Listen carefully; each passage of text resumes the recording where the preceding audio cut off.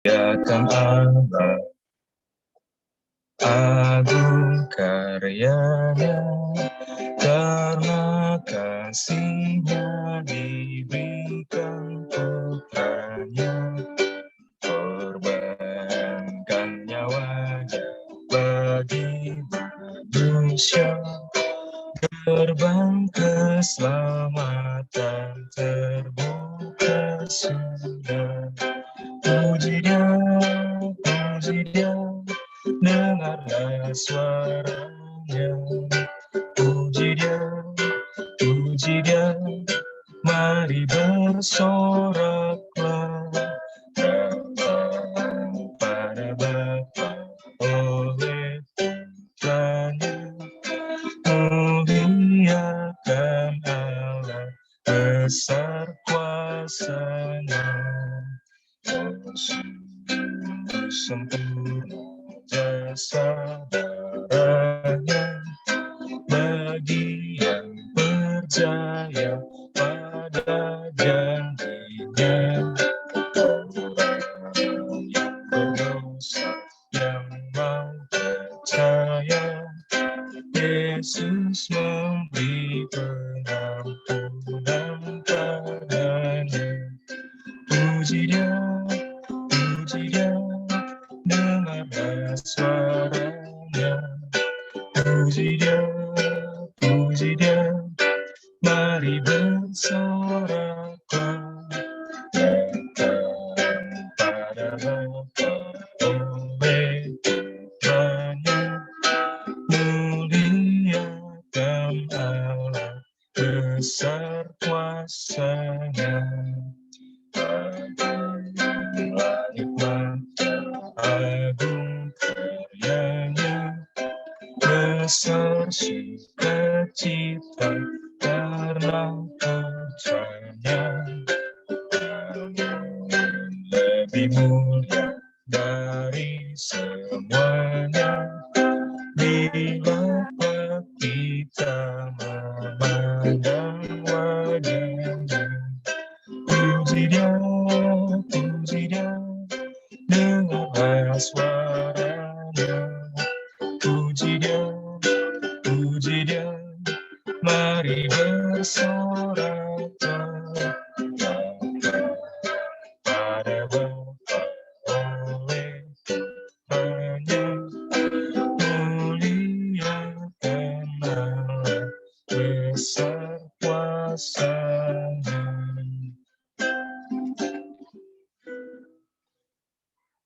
Amin. Amin.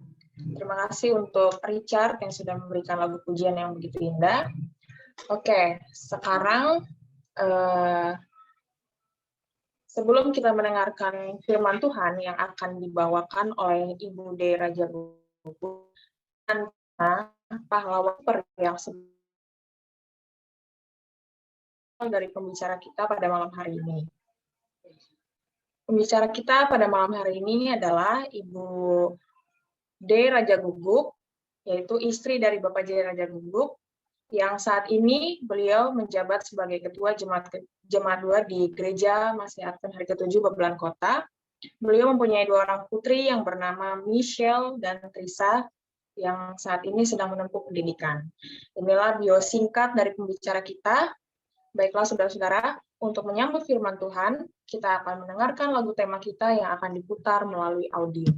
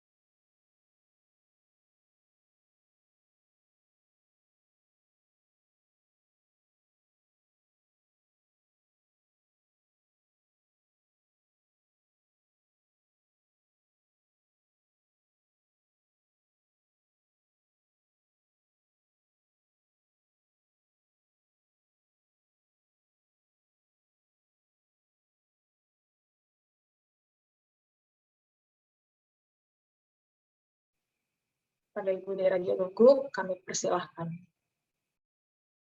Baik, terima kasih kepada kita semua. Dan sebelum kita mendengarkan firman, marilah kita sama-sama kembali menyatukan hati dan pikiran kita dalam doa. Mari kita satu dalam doa. Allah Bapa kami yang bertata dalam kerajaan surga, kami sangat bersyukur untuk kesempatan kali ini Tuhan. Kami bisa bersama dengan seluruh jemaat-Mu, seluruh orang muda kami, dan juga ada tamu yang hadir bersama-sama dengan kami. Saat ini Tuhan kami bersuka cita untuk mendengarkan firman-Mu. Biarlah Tuhan Engkau hadir di dalam hati kami, di dalam rumah tangga kami masing-masing. Tuhan memberikan kelancaran dalam Zoom kami ini Tuhan, jauhkan dari segala gangguan, sehingga Tuhan firman yang akan Kau sampaikan melalui hamba-Mu ini bisa diterima dengan baik oleh seluruh anggota jemaat kami yang hadir pada saat ini. Ya Bapa, kami serahkan seluruh acara kami dalam tangan. Dalam nama Yesus kami berdoa, amin. Baiklah, apakah saya belum menjadi co-host, jadi saya belum bisa membuka PowerPoint. Mungkin Ibu Pendeta bisa tolong untuk saya dijadikan co-host.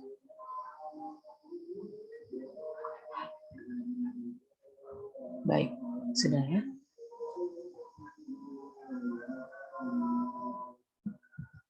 Baik, saudaraku, apakah terlihat di layar? Apakah sudah terlihat? Sudah. Oke. Baik, minggu sembahyang pemuda kita, saat ini memasuki hari yang kedua. Hari yang pertama kemarin sudah dibawakan oleh Bapak Pendeta di dalam khotbahnya, yaitu menerangkan mengenai Alkitab, ya, menjadi satu-satunya buku. Dan bagaimana kita didorong semua orang-orang muda untuk menyelidiki Alkitab. Itu awal dari minggu sembahyang kita kemarin. Dan saya melihat sedikit dari riwayat yang menjadi penulis dari minggu sembahyang kita ini adalah bagaimana pendeta. Saat ini beliau adalah sebagai koordinator Kementerian Hispanik untuk Konferensi New York Raya, dan juga beliau menjadi profesor di Universitas Andrews di New York, di Andrews University, ya, dan juga dia seorang penulis buku. Baik, sebelum saya juga melanjutkan firman saya pada malam ini, saya berterima kasih kepada Saudari Christine, ya, yang sudah mengatur acara dengan baik sedemikian rupa dan bisa diikuti nanti oleh MC berikutnya, ya. Jadi perlu kita mengundang banyak orang, mengundang banyak tamu teman-teman kita untuk bisa hadir, ya, di acara kita ini. Dan supaya banyak yang mendengar akan firman Tuhan. Dan juga saya berterima kasih kepada Richard yang sudah membawakan lagu, ya. Terima kasih banyak untuk lagu pujiannya. Semoga Tuhan memberkati Saudari Christine dan Saudara Richard, ya, dalam pelayanannya. Baik, judul firman Tuhan pada malam hari ini yaitu pahlawan super yang sebenarnya. Coba, Mem Derlin mau tanya sama Gio. Ada Giovan nggak? Gio, siapa pahlawan super satu saja yang kamu tahu? Yang pernah kamu tahu, Gio? Siapa, Gio? Daud, Mem. Daud. Oh, menurut Gio, pahlawan super Daud. Oke, saya tanya lagi ke pemuda. Siapa lagi pemuda di sini? Saya sebenarnya suka kalau ada banyak pemuda di sini. Oke, Michelle. Michelle, siapa pahlawan super yang kamu tahu? Michelle. Di mana? Di dunia, ya. Siapapun itu. Di Alkitab boleh. Boleh, di Alkitab siapa? Musa. Musa. Oke, Musa. Saudari Ciho, siapa pahlawan super yang saudari pernah dengar? Yang hebat, punya kekuatan super. Ada Saudari Ciho yang pernah Ciho dengar sebagai seorang pahlawan? Tadi siapa? Daud dan juga Musa. Kalau Saudari Ciho siapa? Abraham. Abraham. Oke. Wah, semuanya pemuda kita ini ya, kerohanian sekali ya. Oke, terima kasih. Saudara Johan. Saudara Johan, siapa kira-kira pahlawan super kita? Saudara Johan. Saudara Johan ada nggak? Simpson. Siapa? Simpson. Simpson. Oke. Terima kasih ya. Wah, ternyata di dalam jemaat kita semuanya dan juga tamu kita juga pilihan pahlawan supernya ternyata dalam Alkitab ya. Dalam pelajaran ini, mungkin karena penulis adalah orang Amerika ya, dia memberikan dua contoh pahlawan super ya. Yang pertama adalah Superman, yang kedua adalah Kapten Amerika. Siapa yang tidak tahu Superman? Ada nggak di antara kita yang nggak tahu siapa Superman? Ya, semua pasti tahu ya, namanya sering-sering disebut. Ya, Superman ini adalah terkenal orang yang hebat, penolong, dan dia kupingnya bisa dengar orang kalau minta tolong dari jauh banget ya. Di Superman itu bisa dengar, telinganya tuh bisa tajam pendengarannya. Lalu ada Kapten Amerika juga bersama dengan teman-temannya ya, yang sering dielu-elukan oleh para pemuda-pemuda saat ini ya. Maaf saya tidak terlalu tahu tentang Kapten Amerika, tetapi dua pahlawan super yang fiktif ini yang diangkat ya, mungkin karena pembelajaran kita adalah secara general. Jadi dan penulis kita adalah berasal dari penulis firman ini berasal dari Amerika. Jadi dia melihat bagaimana anak-anak muda saat ini menganggap bahwa orang-orang inilah sebagai pahlawan super. Padahal sesungguhnya orang-orang ini tidak ada. Ini hanya fiktif. Ini hanya seperti dongeng, tidak pernah ada. Tetapi seakan-akan dibuat. Dan itu sudah membuat anak-anak muda sekarang beralih pemikirannya. Tetapi puji Tuhan, saya mendengar tadi orang-orang pemuda di gereja kita ya, semuanya menganggap orang-orang hebat yang ada di Alkitab adalah pahlawan super. Puji Tuhan. Ya. Baik, sebenarnya siapakah pahlawan super itu? Ya. Pahlawan superhero kita yang satu ini, kita bisa melihat ada beberapa kekuatannya ya. Mampu membawa kedamaian bagi hati yang gundah. Mampu membawa penghiburan bagi jiwa yang berduka. Mampu membawa harapan bagi yang sudah cukup menangis. Dan mampu menjadi penyelamat bagi yang tersesat. Yesus adalah pahlawan super kita, ya. Dan keberadaan Yesus dalam Alkitab dan sejarah, bila kita selidiki, dan ini ada di dalam pelajaran kita pada malam hari ini, yang pertama adalah dia menjadi yang pertama dan yang terakhir. Itu dia tertulis dalam Wahyu 1 ayat 17.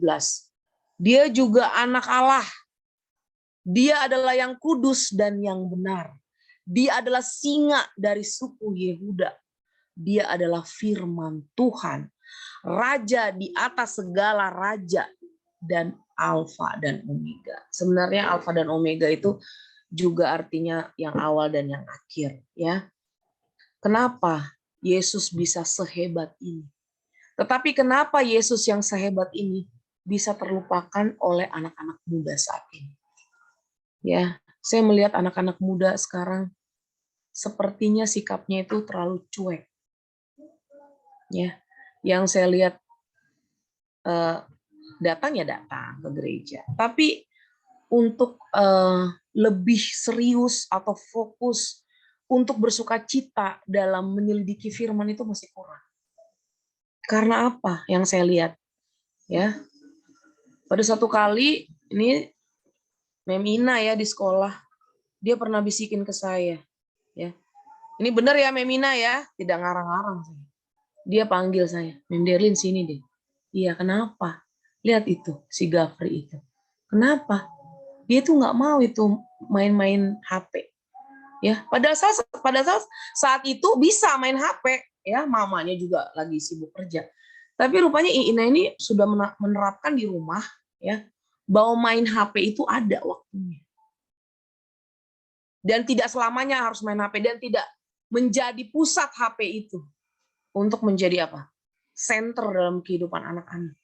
Saya juga selalu ingin tekankan kepada anak-anak saya. Saya sampai bilang sama Trisa, Trisa coba koreksi diri, kenapa kamu sakit?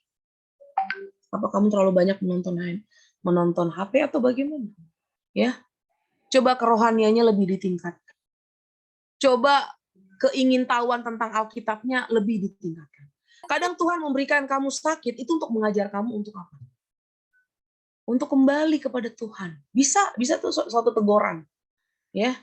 Jadi buat kita para orang tua memang baik untuk menerapkan, ya, HP dikumpul kalau sudah tidak digunakan. Jadi supaya anak-anak itu tidak terlalu fokus dengan handphone, akhirnya apa? Keingintahuan untuk berbakti, untuk menyelidiki kitab suci itu kurang. Ya, coba kalau saya tanya kepada anak-anak yang ada berapa buku dalam Alkitab? Kalau Perjanjian Baru ada berapa? Ya, Perjanjian Lama ada berapa? Belum tentu tahu. Karena apa? Tapi coba kalau ditanya tentang yang lain-lain. Paling pintar jawabnya. Tentang dunia ini. Siapa artis ini namanya siapa? Tahu. Ya, apa film yang paling terbaru? Tahu. Ya, apa yang lagi keren di TikTok? Tahu. Siapa yang paling terkeren di TikTok? Tahu.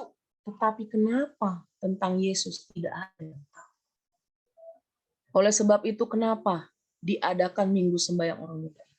Ya, untuk mengembalikan citra Allah di dalam kehidupan anak-anak muda kita. Ya. Baik, selanjutnya adalah apa sih kekuatan yang dimiliki oleh superhero setelah yang tadi kita baca ya? Oke, sebelum masuk ke sini. Di dalam firman Tuhan pada malam hari ini diceritakan mengenai kehidupan Yohanes. Diceritakan di sana bahwa Yohanes adalah murid yang paling dikasihi Yesus. Saya mau satu anak muda membaca Matius 4 ayat 21. Apa? 21 sampai 22. Apa yang dikatakan Alkitab tentang Yohanes? Ada anak muda kita yang bisa membantu saya membaca Matius 4 ayat 21 sampai 22. Apa yang dikatakan di sana?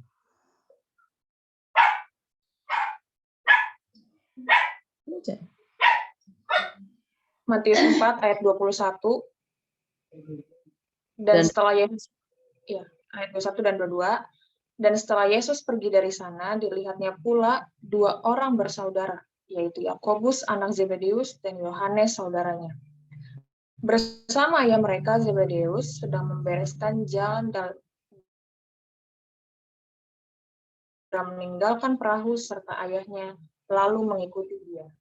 Luar biasa. Terima kasih Saudari Christine. Ya.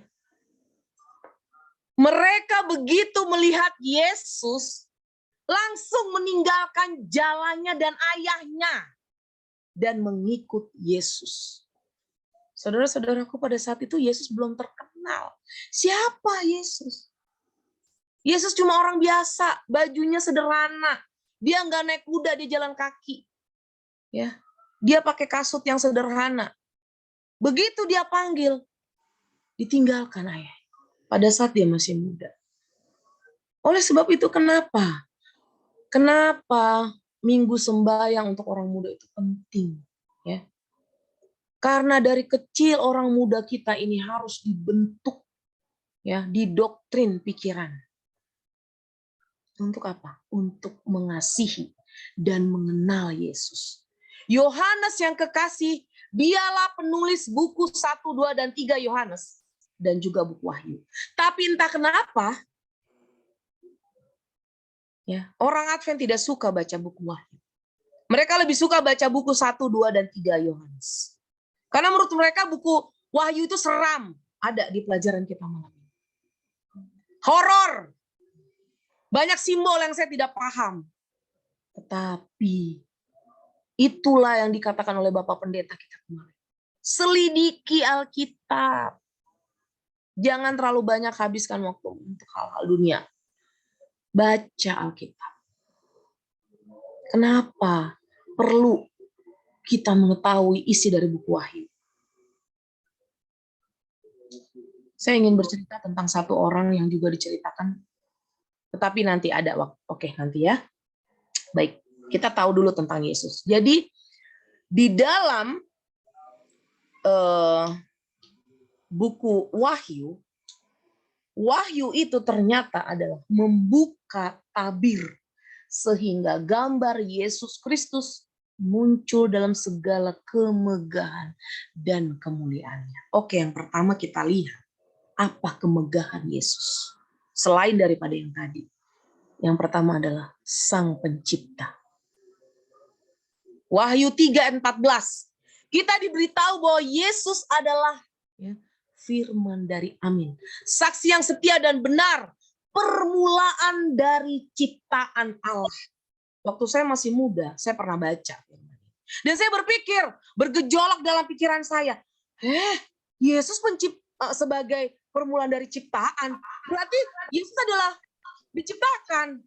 Berarti Yesus itu bukan Tuhan, tapi diciptakan. Dan malam ini saya mendapat jawaban. Ya. Ternyata maksud dari permulaan itu adalah diterangkan di dalam pelajaran kita. Di dalam Yunani, kalau kita tulis dalam bahasa Yunani, ya. Arti permulaan itu ada arch, tulisannya archer, ya. Yang berarti pencetus atau penguasa, ya. Jadi Yesus itu ya adalah pencetus dan penguasa, bukan maksudnya Yesus itu adalah ciptaan yang pertama, bukan, salah. Ya, untung saja kita mengikuti Minggu Sembahyang ini. Kita jadi tahu, ya. Ternyata di dalam Yohanes 1 ayat 1 sampai 3, kalau saudara-saudara bisa baca di rumah, Yohanes 1 ayat 1 sampai 3, saya tidak akan baca seluruhnya. Tetapi di sana ada tulisan yang mengatakan, tanpa Dia tidak ada sesuatu yang dijadikan. Ya, saya tidak tahu bagaimana pada saat itu Allah Bapa, Allah Anak, dan Roh Kudus, mereka berkumpul dan mereka merencanakan suatu penciptaan. Dan akhirnya menimbulkan iri ya di hati si Lucifer. Lucifer itu adalah petinggi di surga, pemimpin kor, merasa hebat. Tapi dia tidak dilibatkan, oleh kita tidak membahas tentang itu saat ini. Tetapi bagaimana Yesus diceritakan adalah suatu pencetus dan juga penguasa. Ya, dia adalah pencetus dan penguasa.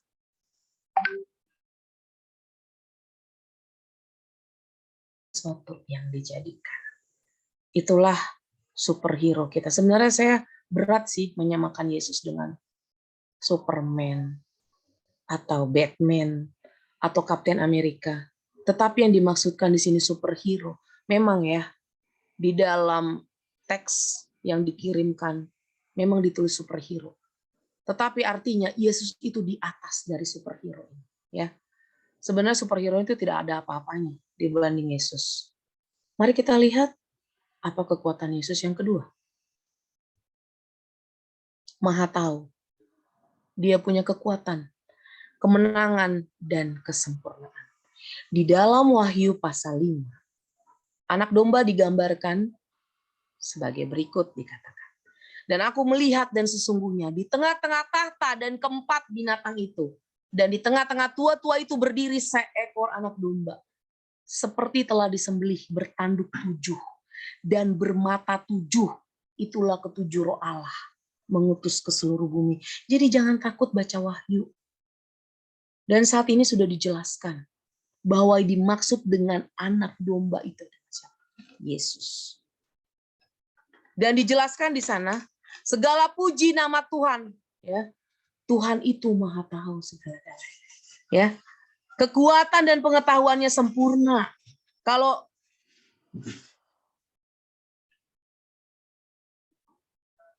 kita bisa melihat bagaimana dunia dan segala isinya, tentu kita tidak habis-habisnya ya memuji akan kebesaran Tuhan. Kalau kita melihat planet dan bagaimana Yesus mengatur alam semesta sehingga bisa planet itu mengelilingi matahari. Planet itu dijadikan seperti mempunyai jarak ya dan mempunyai ciri khasnya masing-masing. Tidak bisa terselami oleh orang yang sepintar apapun di dunia ini sampai sekarang. Saya coba selidiki, belum ada yang bisa menghitung jumlah bintang di angkasa, belum ada. Saking banyaknya bintang. Dan bagaimana saya tahu bahwa bintang-bintang di sana lebih besar dari matahari. Tapi kenapa bintang dari sini kecil? Itu semua rahasia Tuhan. Kenapa ada nebula? Ya. Kenapa ada benda-benda yang lain yang saya tidak bisa jelaskan? Ya, yang benar-benar kalau kita coba buka ya, aduh, kita akan melihat bagaimana kekuatan Tuhan itu. Benar selalu doa itu bahwa kita adalah seperti debu. Ya. Kalau kita melihat pahlawan-pahlawan yang ada di Alkitab ataupun yang pernah ada di dunia ini, mereka masih punya kelemahan. Mereka masih pernah mengalami kekalahan, tapi tidak Tuhan. Yesus kita tidak pernah kalah sama dosa. Oleh sebab itu dikatakan dalam Alkitab, Yesus tidak pernah melakukan dosa. Dan kesempurnaan ada di dalam Yesus. Jadi dia layak ya untuk menjadi teladan bagi kita semua, anak-anak muda. Ya, kita tidak perlu takut untuk mengabarkan tentang Yesus. Mari kita lihat apa kekuatan Yesus yang ketiga. Kekuatan Yesus yang ketiga adalah kekuatan untuk menyelamatkan. Dalam pasal 5, Wahyu pasal 5, ayat 9 dan 10. Berlayaklah engkau mengambil kitab itu dan untuk membuka meterainya. Karena engkau sudah tersembelih, lalu dengan darahmu engkau menebus bagi Allah. Daripada tiap-tiap suku dan bahasa dan kaum dan bangsa. Dan engkau telah menjadikan mereka itu bagi Tuhan kita suatu kerajaan dan imam, dan kita akan memerintah di bumi.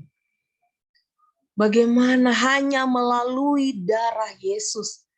Sekali lagi saya ceritakan bagaimana manusia ingin menggambarkan bagaimana pengorbanan Yesus pada saat disalib. Yang waktu film yang pernah saya ceritakan pada saat itu. Mereka mencoba menggambarkan tentang Yesus, itu aja kita sudah tidak kuat melihatnya. Ya. Dan saya berpikir, apakah ada manusia yang bisa sekuat itu menanggung ya, kesakitan yang begitu mengerikan dan menanggung kesedihan yang begitu dalam di saat orang yang kita kasihi meludahi wajah kita, menampar kita. Orang yang untuknya kita mati, tapi justru kita disalibkan untuk dia. Begitu bagaimana kekuatan Yesus, darahnya yang dia berikan untuk kita, orang-orang muda. Jadi kita jangan menganggap ada yang lebih hebat dari Yesus, tidak ada. Tidak ada yang lebih hebat dari Yesus. Karena hanya melalui darah Yesus saja kita bisa diselamatkan. Dan dia adalah yang sulung dari kematian, artinya dialah yang mati dan diangkat, ya, dan langsung berkuasa. Begitu darahnya tercurah dan dia mati, kita sudah menjadi milik Yesus. Kita sudah ditebus menjadi milik Yesus. Jadi kita bukan milik setan, kita milik Yesus. Kita bukan milik dunia ini, tapi kita milik Tuhan. Karena Tuhan tadi dikatakan membasuh kita dari dosa dengan darahnya. Itu hanya segelintir. Di buku kita hanya diceritakan 3 ya, yang ingin ditekankan oleh penulis itu di dalam firman Allah pada malam hari ini. Ada seorang yang bernama John Franco yang diceritakan di dalam pelajaran kita pada malam ini. John Franco pada umur 17 tahun ditinggalkan oleh kedua orang tuanya. Orang tuanya mengalami kecelakaan dan dia diasuh oleh neneknya. Lalu di usia 20 tahun, mungkin karena tidak ada pendidikan yang baik, John Franco menjadi anggota geng. Karena kita tahu di Amerika itu, kalau pemuda-pemuda seperti itu, mereka mencari kekuatan, ya, perlindungan dari orang-orang kuat. Akhirnya dia bergabung dengan anggota geng. Lalu mungkin karena anggota geng ini ada persyaratannya, ikutlah dia merampok menggunakan senjata. Dan dia ditangkap, dipenjarakan. Di usia 22 tahun dia dibebaskan, tapi kemudian karena dia tidak punya pegangan hidup, dia jadi gelandangan di kota New York. Tidak hanya jadi gelandangan, dia menjadi pengguna obat-obat terlarang. Dan dia overdosis. Tapi rupanya Tuhan mengasihi dia. Suatu kali John Franco menemukan selebaran di jalan. Selebaran itu isinya adalah 1 minggu kuliah tentang Revelation of Apocalypse. Arti Revelation of Apocalypse itu artinya adalah mengungkapkan hari kiamat. Atau dia datang ke gereja, dia dengarkan pendeta, dan entah bagaimana Tuhan menjamah hati John Franco. Dia bertobat. Dia berubah 180 derajat.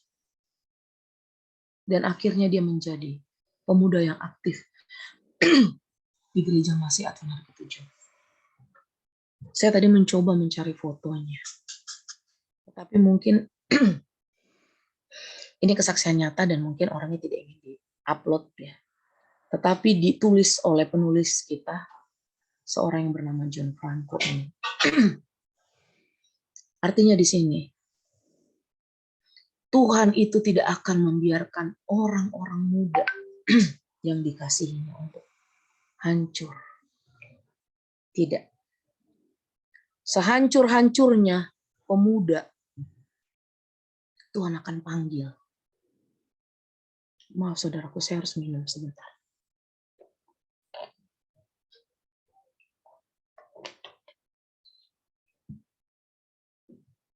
Dan ternyata dia ditobatkan hanya dengan selembar kertas itu tadi. Artinya Tuhan bisa memakai kita, siapapun kita. Kita di sini adalah orang-orang muda semua, ya. Tuhan memakai kita semua untuk menjadi pekabar Injil. Bagaimana caranya? Tidak usah muluk-muluk. Kita mulai dari keluarga kita dulu. Bagaimana kita memperbaiki anak-anak kita. Lalu setelah itu anak-anak kita ini akan menjadi kabar untuk tetangga-tetangga kita. Dengan teman-temannya di sekolah. Ya. Perubahan itu tidak akan datang sekaligus, tidak. Tetapi orang-orang muda, saya juga pernah jadi orang muda. Saya pernah melewati gejolak dalam hati saya banyak. Melawan kepada orang tua, merasa diri saya paling hebat, sombong, ya. Mencoba kenakalan yang ada, ya. Tetapi yang saya temukan semua hampa. Ya, tidak ada artinya itu semua. Hampa. Untuk apa dilakukan? Tidak ada gunanya, menghancurkan hidup saya. Ketika saya mendengar pekabaran dari almarhum pendeta Matahari, mungkin ada yang pernah, di Esela Prodadi, saya menangis. Pada saat itu saya sudah dibaptis di umur kelas 8, ya. Saya dibaptis kelas 8 oleh pendeta T. Tambunan di Anggrek. Saya jemaat Anggrek. Dan ternyata di situ setelah saya dibaptis ada banyak sekali godaan dan cobaan yang datang, ya. Sepertinya itu benar ya yang dikatakan oleh pendeta ada, ya. Kalau udah dibersihin nih hati, akan datang 7 setan. 1 setan kita usir, hati dibersihin, 7 setan datang ke dalam hati. Untuk apa? Untuk menghancurkan kita. Jadi tidak mudah. Tidak mudah. Oleh sebab itu perlu dari hati kita sendiri, orang-orang muda. Perbaiki dirimu. Hatimu dulu perbaiki. Ada tekad di dalam hati untuk berubah. Lalu kau berdoa kepada Tuhan. Dulu di Esela Prodadi ada namanya rumah doa. Rumah doa, ya, adalah tempat di mana pada saat kami punya masalah, kami datang ke sana berdoa sendiri subuh-subuh. Jam 4, jam 3, kami berdoa di sana. Mari orang muda. Ya. kita berdoa seperti siapa? Seperti Yesus, seperti Daniel. Nah, itu ya. Dengan kita memberikan hati kita kepada Tuhan, Tuhan akan gunakan kita sebagai saksinya. Dan percayalah, dikatakan, terimalah Yesus sebagai pahlawan super dalam hidup Anda. Kabarkan Yesus kepada siapapun yang saat ini rindu dan tersesat. Orang muda, kamu tidak tahu di sampingmu, tetanggamu, temanmu, ada loh orang yang rindu dan mau mendengar Yesus. Yang saat ini sedang tersesat dalam pikirannya, dalam pergaulannya. Ayo ajak mereka. Ayo ajak mereka untuk ikut untuk ikut minggu sembahyang ini. Ya. Supaya di saat mereka mengikuti minggu sembahyang ini hari demi hari, hati mereka bisa diubahkan. Dikatakan di sini, jika Anda merasa lemah, Yesus pahlawan super Anda, maha kuasa. Jika Anda bingung dan tidak tahu kemana harus pergi, Yesus pahlawan super Anda, tahu segalanya. Jika Anda merasa kalah dan putus asa, pahlawan super Anda adalah Tuhan Sang Pencipta. Serahkan hidup Anda kepada pahlawan super yang sebenarnya yang ada di dalam sejarah, yaitu Yesus Kristus. Mari orang muda, kita semangat ya, mengadakan perubahan hidup dan meningkatkan iman kita, lebih dekat lagi kepada Tuhan, dan membiarkan diri kita untuk menjadi alat yang akan digunakan Tuhan. Inilah doa dan harapan kita semua. Amin.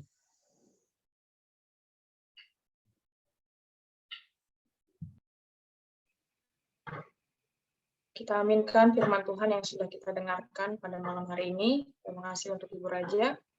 Kita akan tutup acara perbaktian kita dengan bernyanyi dari lagu Sion nomor 485. Nanti akan dilanjutkan oleh dua berkat yang akan dibawakan oleh Ibu Pendeta Surbakti.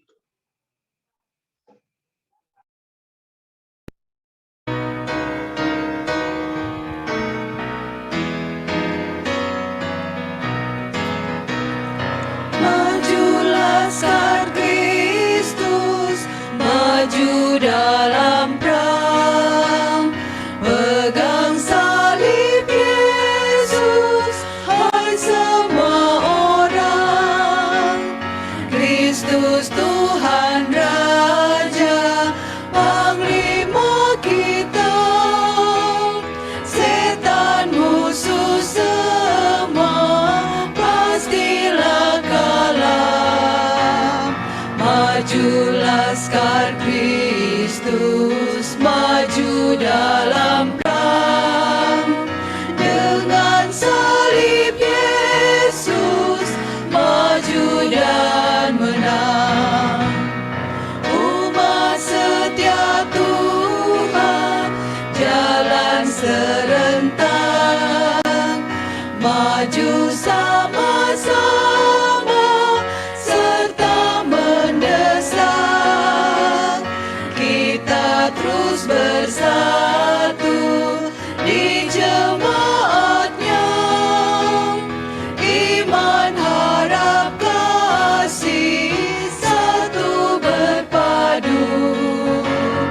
Maju Laskar Kristus, maju dalam perang, dengan salib Yesus, maju dan menang. Tahta dan kerajaan bangkit dan runtuh, tapi gereja Yesus tetaplah utuh. Maut dan neraka hancur dan luluh, harap pada Yesus, janjinya teguh. Maju Laskar Kristus, maju dalam perang, dengan salib Yesus, maju dan menang.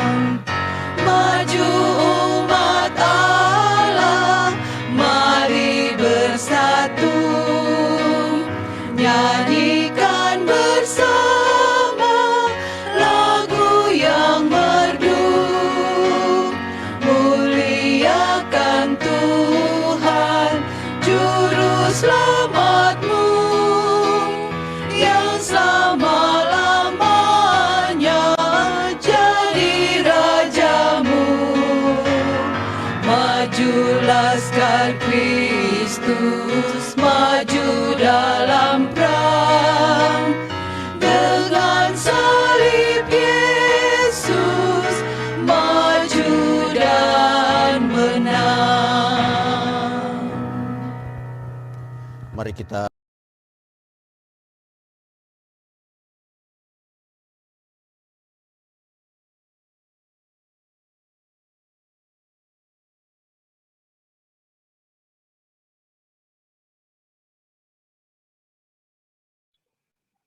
Doa berkat oleh Ibu Pendeta Surbakti.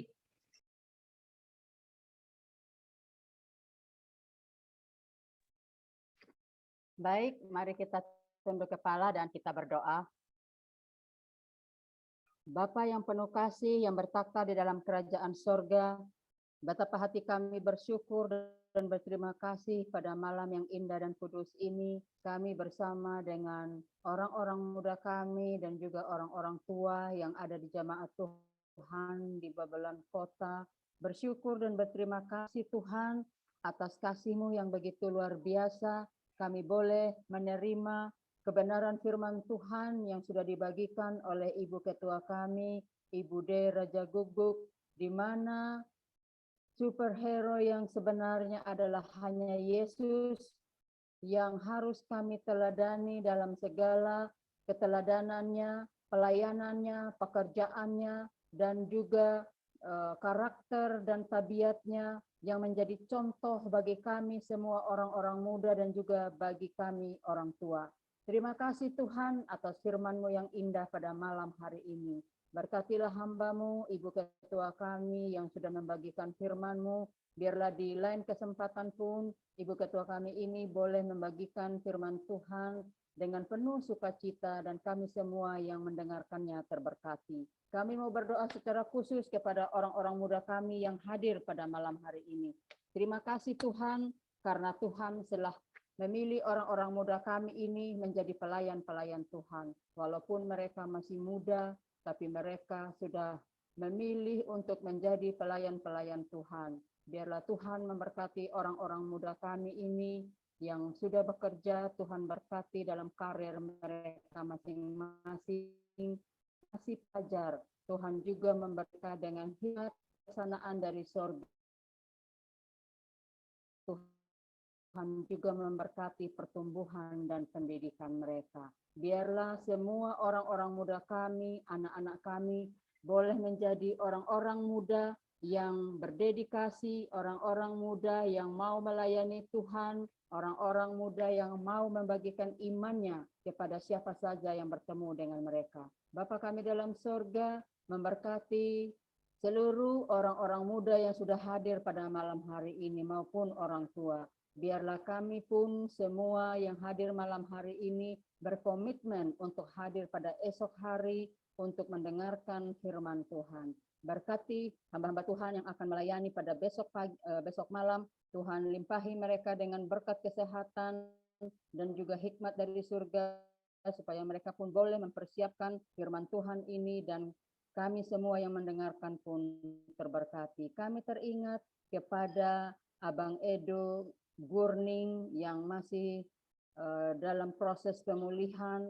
Tuhan, lawatlah hamba-Mu ini, jamah tubuhnya Tuhan, berikanlah kesembuhan dan semangat kepada hamba-Mu ini, supaya Bapak Edo Gurning ini boleh cepat pulih, boleh kembali ke rumah, dapat melayani keluarga dan juga anak-anak yang Tuhan sudah karuniakan kepadanya. Bapa kami dalam sorga, biarlah kami setiap orang tua boleh mendukung orang-orang muda kami menjadi umat-umat Tuhan yang setia, menjadi pelayan-pelayan Tuhan yang setia. Bapa kami dalam sorga, biarlah Tuhan memberkati kami sepanjang malam hari ini.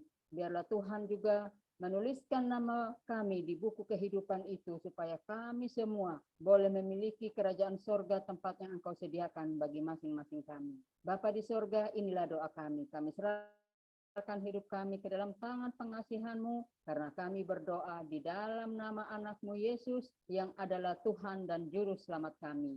Amin. Amin.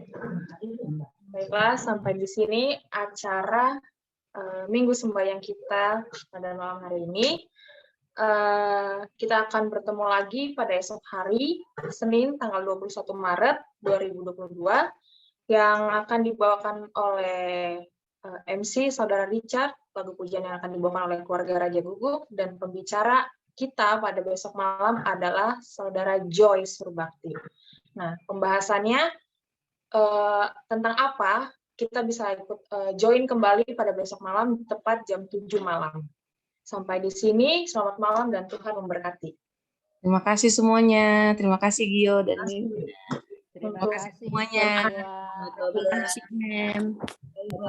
kasih Pak Pendeta Purba. Terima kasih. Selamat malam semuanya. Terima Terima kasih. Selamat malam. Ibu Situmora.